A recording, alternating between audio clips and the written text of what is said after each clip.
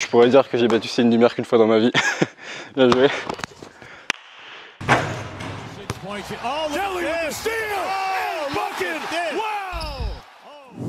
Salut à toutes et à tous, vous êtes sur la chaîne de Daily, bienvenue dans cette nouvelle vidéo.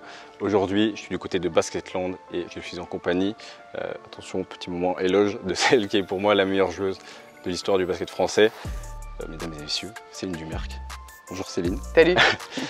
Comment ça va déjà? Vous avez repris la prépa avec Basketland? Mais ça va bien. Alors c'est une reprise un peu compliquée dans le sens où nous à Basketland il y a pas mal de nouvelles joueuses et il y a pas mal d'arrivées au compte-gouttes.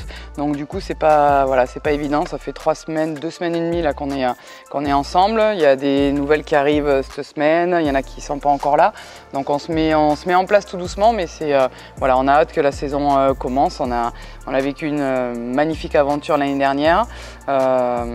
C'est une nouvelle saison qui commence, donc c'est un tout autre objectif et voilà, on a hâte que l'équipe soit au complet et qu'on se lance. Bon, on aura le temps d'en reparler dans une petite interview que vous verrez si je fais bien mon travail au montage. Restez bien jusqu'à la fin de la vidéo parce qu'à la fin, on a une surprise à vous annoncer avec Céline.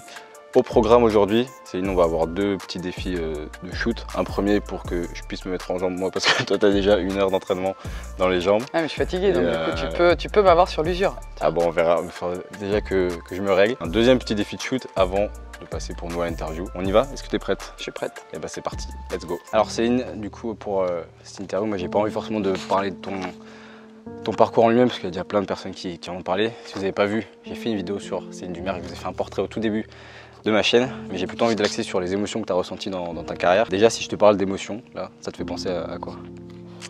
Ça me fait penser au titre de l'année dernière, tout de suite, parce que niveau émotion, autant les titres, j'en ai eu plusieurs, autant celui de l'année dernière avec Basketland, c'était celui qui m'a procuré le plus d'émotions. Alors parce qu'il y avait de la surprise, il y avait de l'étonnement, il y avait un soulagement, il y avait de la fierté, il y avait plein de un mix d'émotions que j'avais jamais ressenti et c'était assez fou. Et quelles ont été justement, peut-être celles-là du coup, mais les émotions les plus fortes que tu as vécues dans ta carrière, que ce soit à la fois positif et négatif? Ouais, c'est ça en fait, et c'est ce que j'aime dans ce sport et dans ce qu'on fait sur le terrain et les émotions que l'on a, c'est que en fait tous les jours en fait on est en perpétuel, on fait un ascenseur émotionnel quoi. Mais j'ai pas besoin d'un match pour avoir des émotions et des sensations et je veux dire, je fais un entraînement, je viens un jour à l'entraînement, ça se passe hyper mal, je suis au fond du seau, le lendemain je fais un entraînement, il est bien et bim je remonte. Donc du coup c'est tout le temps, c'est tous les jours, et c'est ce qui fait qu'aujourd'hui encore je suis sur le terrain, c'est parce que j'ai ces émotions. Après les meilleurs c'est quand tu gagnes et les pires c'est quand tu perds, mais c'est aussi la manière dont tu es impliqué et tout ça, donc j'en ai plein, c'est tellement difficile de pouvoir en sortir un particulier. Ouais, une c'est pas possible, une de chaque c'est compliqué. Après je dis toujours la même chose quoi. Ma plus grosse déception c'est le quart de finale au championnat du monde en 2010 où on a le match dans les mains et en fait on perd après prolongation contre l'Espagne et où je me sens coupable de cette défaite. Après j'avoue que le titre de Basketland il détrône pas mal quoi, parce que même si la médaille olympique d'argent à Londres était forte, mais c'est pas pareil parce que c'était toute la quinzaine. C'est pas la médaille qui m'a procuré le plus de plaisir, c'est tout le process quoi. C'est du match numéro 1 contre les Brésiliennes à la demi, parce que face aux Américaines c'était autre chose. Ouais. Donc ouais, c'est difficile d'en sortir qu'un. Ouais. Donc c'est une premier exercice, on va déjà faire 5 lancers francs, chacun d'affilée, 5 tirs à 3 points d'affilée. C'est celui qui en met le plus sur une manche, juste pour chauffer. Ok. Et après on enchaînera. Tu commences? Je commence? Comme tu veux. Shifumi? Allez. Allez, je commence. Bon alors là, moment de vérité. Aïe! Le gars est parti s'échauffer tout à l'heure dans la salle à côté. Ah ouais, c'est dire ça.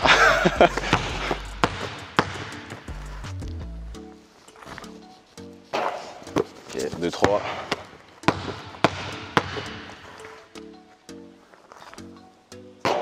Le 4. Je suis meilleur à 3 points. C'est ce qu'on dit. Oh là, con. On se voit. Bien. Allez, 3, 5. Bien ça. Oh non.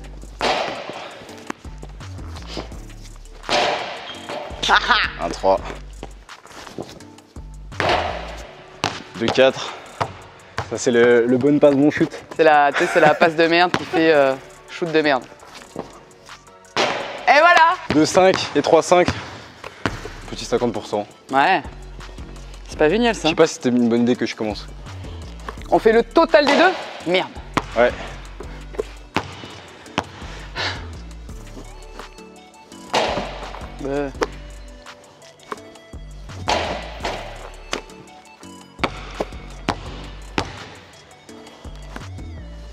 Eh ben putain. J'ai peut-être mes chances. J'ai peut-être mes Ouais. chances. Tu sens que j'ai une heure dans les jambes quoi. Ok, 3. Égalité pour le moment. Donc là il faut que j'en mette 2 moi. Pour qui égalité, ouais. Ouais.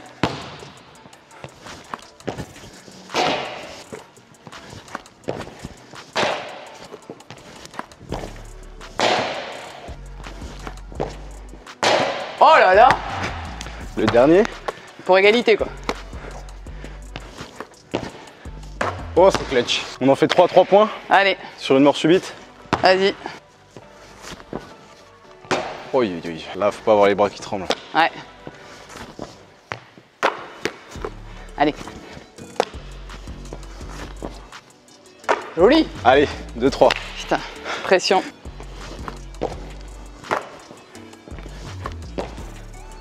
Voilà, à tout moment, je prends un 3 sur 3. Oh non. Putain, mais quelle faiblesse. J'aurais pu l'écraser là et j'ai même pas réussi. Putain. Bon, ça repart pour un tour. Allez. En 2. C'est chiant parce que plus il va shooter, plus il va être chaud.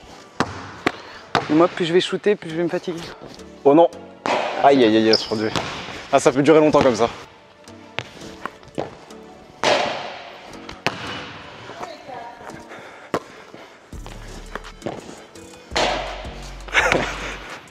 Premier défi pour Noé. Nul. Je pourrais dire que j'ai battu Céline Dumerc qu'une fois dans ma vie. Bien joué. Deuxième défi, on enchaîne. C'est celui que j'appelle le jeu de la bouteille. Je sais pas s'il y a vraiment un nom. Si vous avez le nom, dites-le moi en commentaire.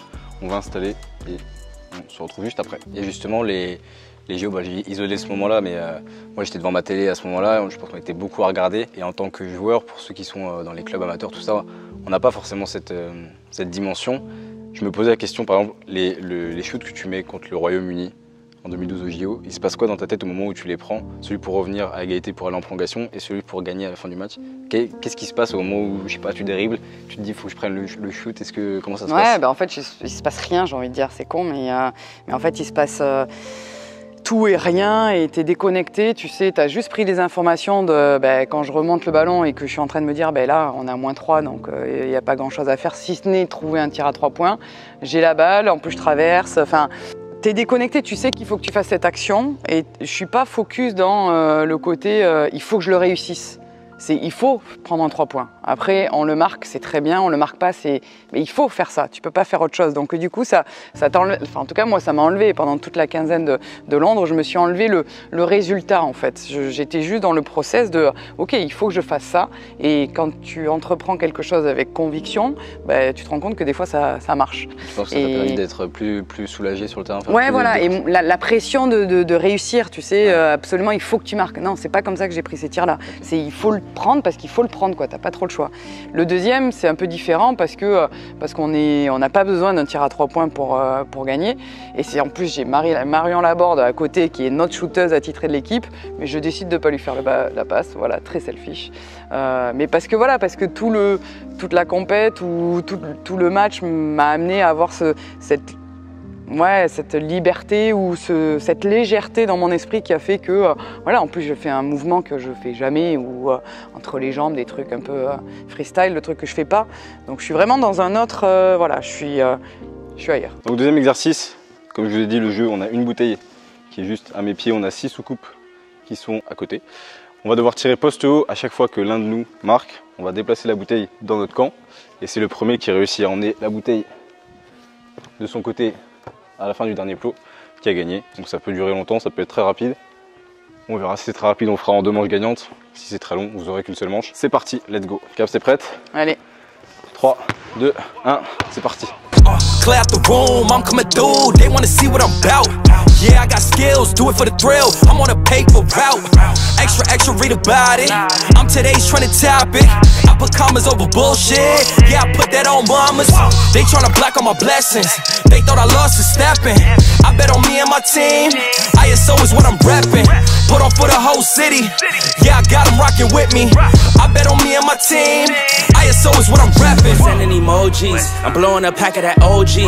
Don't be acting like you know me, and if you did, that's the old me. Winter time, rock a cold fleece, pocket fat, that's obese. Only talking money if it's increased. She give me brain, girl, no teeth. I touch down, bust down, she busted open for a real nigga. Stay tommied up, tryna build it up, tryna count it up, hill figures. Don't be chillin' with no lil niggas, and if I do, I be real with them. Chase a dream, that's a meal ticket. ISO gang, yeah, they still with us. I put it in motion, they got me steady. Voilà. On a game. Est-ce qu'on fait une revanche? Si tu veux. Allez, on part sur Change la de revanche. côté. Allez, viens. On change de côté. On refait une deuxième manche. Parce que là, bon, je me suis fait laver royalement. Il faut que j'essaie d'aller peut-être pour une belle, on verra. On est parti. Allez. 3, 2, 1. Wait, I gotta play it safe. Watch me isolate, watch me isolate, hey, watch me isolate. Whoa. Clear out the room, I'm coming through, they wanna see what I'm about. Yeah, I got skills, do it for the thrill, I'm on a paper route. Extra, extra, read about it, I'm today's trending topic. I put commas over bullshit, yeah, I put that on mamas. They tryna block. Là, ça pue pour Noé. Je vous le dis. Bim! Voilà, il y a carnage, carnage. Il n'y a même pas eu débat. Bon bah voilà, tant pis. J'aurais eu une victoire. Comme c'est une du Merc, ça restera gravé. Bien joué Céline. Tu as été un bon adversaire. Si on peut revenir aussi sur justement la saison dernière, c'était quand même assez fou comme scénario. Tu as une année de galère avec le Covid. Toi qui devais prendre ta retraite, on t'annonce que la saison, tu n'auras pas de public du tout. Comment tu l'as ressenti? Comment tu l'as vécu? Au moment où on t'annonce ça, pareil, il se passe quoi? Je l'ai bien vécu dans le sens où j'avais conscience qu'à un moment donné, l'année d'avant, on avait été coupé en plein de saisons et qu'il y avait des filles, je pense pour te citer qu'elle, Pauline Salagna, qui a disputé son dernier match sans le savoir. Et donc là, oui, on n'avait pas de public, on n'allait pas avoir de public dans les salles, mais au moins j'allais savoir quand c'est que j'allais faire mon dernier match, quoi. Donc c'était différent, je me rendais compte de la chance que j'avais quand même de pouvoir être sur le terrain, parce que l'année précédente, ça avait été vraiment dur d'être arrêté en pleine saison, et je pensais à celles qui avaient décidé de prendre leur retraite à ce moment-là, qui avaient été obligées et qui ne savaient pas. Et donc du coup, ça m'a permis d'accepter le fait d'avoir personne. Alors c'était jamais plaisant, hein. Franchement, au début ça a été dur, il nous manquait de l'énergie, il nous manquait la sixième joueuse comme on dit, mais après bon, comme tout, on s'habitue. Et finalement, durant la saison, tu te dis bon, je continue, j'en fais une dernière. Ouais, après ça n'a rien à voir avec le fait d'avoir fait une année sans public, c'est pas ça. Moi je me posais cette question-là. Beaucoup de gens on dit ça, on dit que voilà, mais non, ça n'a rien à voir, c'est tant mieux, hein. Sincèrement, je suis hyper contente de pouvoir en refaire une et partager avec le public, mais c'est pas ça qui a fait basculer ma décision, c'est le staff de Basketland qui est venu frapper à la maison et puis au fond de moi, même si j'avais décidé d'arrêter, il y avait encore une partie de moi qui avait envie de jouer. J'ai eu du mal à accepter de changer de décision, parce que quand je décide, j'ai pas envie de revenir sur ma décision parce que c'est trop facile de toujours changer. Donc du coup, il a fallu que d'accepter de changer de décision, quoi. Et du coup, tu prolonges avant tous les playoffs, le Final Four, tout ça. Au final, vous êtes championne avec Basketland. C'est quel genre de cocktail émotionnel que tu as vécu, ça? Ouais, c'était barjo. C'était fou parce que sincèrement, voilà, la saison elle était tellement particulière. Au début, tu jouais, match arrêté, cas Covid. Tu fais des bulles en Euroleague, tu as la première saison en Euroleague, tu es sous forme de bulles, c'est complètement différent. Ça a été vraiment une année folle. Je sais que j'en ai fait des années auparavant de pro, mais celle-là, elle avait rien à voir avec ce que j'avais eu l'occasion de vivre. Et elle se finit en apothéose avec un titre sur un Final Four. Alors, c'est pas une fin classique, c'est pas des playoffs révélateurs. Pour moi, c'est des vrais playoffs, c'est en série, c'est des matchs de série. On pouvait pas le faire, donc la situation elle était comme ça, faut l'accepter. C'était sur un match sec, on a répondu présente et donc j'en suis hyper fière et je trouve qu'il n'a pas moins de saveur qu'un autre, au contraire. Il fallait répondre présent le jour J, on l'a fait, et en demi, en finale, donc c'était la folie furieuse. Et comment on vit du coup une dernière saison, là, pour celle qui arrive? Ah ben tu sais, maintenant, vu que j'ai changé d'avis, je vais arrêter de penser que c'est ma dernière et puis je vais juste vivre ce que j'ai à vivre match après match et on verra bien. Justement, ouais, j'avais un des abonnés qui m'a demandé est-ce que c'est vraiment la dernière. Donc... Ouais, je préfère ne pas trop me prononcer parce que je vais arrêter de changer d'avis tout le temps, mais dans l'idée, oui, je pense que ça sera vraiment ma dernière. Autre question des abonnés, est-ce que tu vas continuer à commenter des matchs de l'équipe de France? Parce que je sais qu'il y en a beaucoup qui ont apprécié tes commentaires pendant les Jeux Olympiques. C'est gentil. Dans l'idée, c'est quelque chose qui m'a en tout cas beaucoup plu. J'ai pris beaucoup de plaisir à commenter l'équipe de France et notamment les Jeux Olympiques. Malheureusement, je pense que ça ne sera pas compatible avec la mission que j'aurai avec la fédération. Si je continue en tant que général manager, je ne pourrai pas avoir la double casquette. Donc du coup, pour l'instant, c'est pas d'actualité, mais en tout cas, on verra bien s'il y a d'autres opportunités plus tard. Et la dernière question, est-ce que tu changerais quelque chose à ta carrière? Alors, j'aime pas changer les choses qui se sont déjà passées. Maintenant, si j'aurais pu rajouter un petit titre d'Euroleague sur le palmarès, ça aurait été sympa. Les amis, c'est la fin de cette vidéo. Merci beaucoup de l'avoir regardée. Merci à toi, Céline, d'avoir accepté l'invitation et d'être venue sur cette chaîne. On se retrouve très vite. Il y a d'autres vidéos avec les joueuses de basket qui arrivent. Mais avant de se quitter, Céline, je crois que tu as une petite surprise pour les abonnés. Un petit maillot? C'est le maillot de la saison dernière, du titre, qu'on va vous faire gagner. Pour participer, donc vous pouvez participer sur YouTube ou sur Instagram. Au moment où la vidéo sort, vous aurez le concours sur Instagram. Et vous devez commenter. Qu'est-ce qu'ils doivent commenter pour gagner le maillot? Ah ouais, OPABL, c'est pas mal ça. OPABL. OPABL. Commentez OPABL, A-U-P-A-B-L, avec des petits cœurs bleus et des petits cœurs blancs, c'est en supplément. Pour tenter de gagner le maillot de Céline Dumerc, que tu vas nous dédicacer. C'est parti, attention, ouais. Clac. Voilà, donc le maillot de Céline que vous pouvez tenter de remporter sur YouTube ou sur Instagram. Merci de m'avoir fait rêver, vibrer, et je pense merci d'avoir inspiré plein de jeunes joueuses à jouer au basket et à tout donner. Merci. Salut.